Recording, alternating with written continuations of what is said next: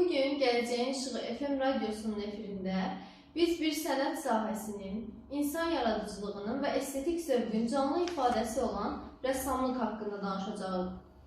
Mən məktəbimizin 10A sinif şagirdi Ayan Məmmədova. Sizinlə bu mövzunu paylaşmaq üçün buradayam və böyük qürur hissi ilə sizə bildirirəm ki, bu verilişimizin məqsədi yalnız məlumat vermək deyil, həm də yaradıcılıq və estetik dəyərlərinin gənc nəsildə təşviq edilməsidir. Hər il fevralın 27-si Dünya Rəssamlar Günü kimi qeyd olunur. Bugün insanlığın yaratdığı estetik və bədii irsin tədbir olunduğu, rəssamların cəmiyyətin mənəvi və mədəni inkişafında oynadığı rola diqqət çəkildiyi əlamət gündür. Tarixi və mədəni araşdırmalar göstərir ki, rəssamlıq yalnız şəkil çəkmək və rəngləri qarışdırmaqla məhdudlaşmır.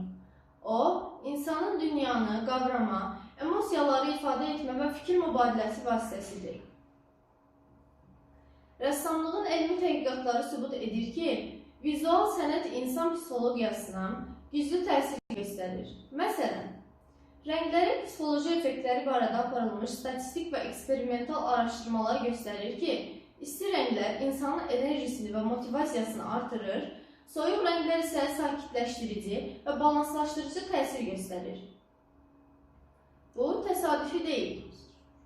Rəssamlar əsərlərində rəng, forma və kompozisiyanı elmi yanaşma ilə ifadə edərək, insanların hisslərinə, düşüncəsinə və diqqətinə təsir göstərirlər.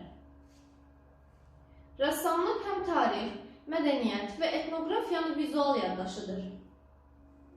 Tarixi dövrlərin həyat tərzi, adət-ənənələri, siyasi və sosial hadisələri rəssamlar vasitəsilə gələcək nəsillərə çatdırılmışdır.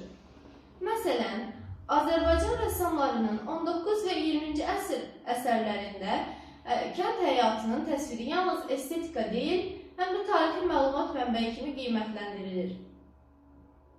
Bu baxımdan rəssamlıq elmi və bədii dəyərləri birləşdirən sahədir. Dünya Rəssamlar Günü təkcə peşəkar rəssamları deyil, həm də yaradıcılığı həyatın ayrılmaz hissəsi kimi qəbul edilən hər kəsi əhatə edir. Rəssamlıq hər bir insanın öz düşüncəsini, duyğularını və dünya görüşünü ifadə edə bilməsi üçün unikal imkan yaradır. Bugün biz həmçinin gənc nəsli təşviq edirik ki, onlar yaradıcılıq və estetik təfəkkürü öz həyatlarının ayrılmaz hissəsinə çevirsinlər. Tarixi faktlar göstərir ki, rəssamlıq insan cəmiyyətində sosial dəyişikliklərlə təsir göstərir. Məsələn, müxtəlif tarixi dövrlərdə rəssamlar ictimai hadisələri və insanın həyatını sənət əsərləri vasitəsilə tənqid etmiş, maarifləndirmiş və hətta dəyişikliklərin təşəbbüskarı olublar. Bu göstərir ki, vizual sənət təkcə gözəllik deyil, həm də ictimai dialoqun və mədəni transformasiyanın güclü vasitəsidir. Azərbaycan rəssamlığı isə milli, etniklik folklor mədəniyyətin qorunması baxımından xüsusi əhəmiyyət kəsb edir. 20-ci əsr Azərbaycan rəssamları xalqımızın tarixini, milli dəyərlərini və təbiət gözəlliklərini əsərlərində əks etdirərək gələcək nəsillərə ötürürlər. Rəssamların bu fəaliyyəti milli şüurun və mədəni irsin qorunmasında mühüm rol oynayır.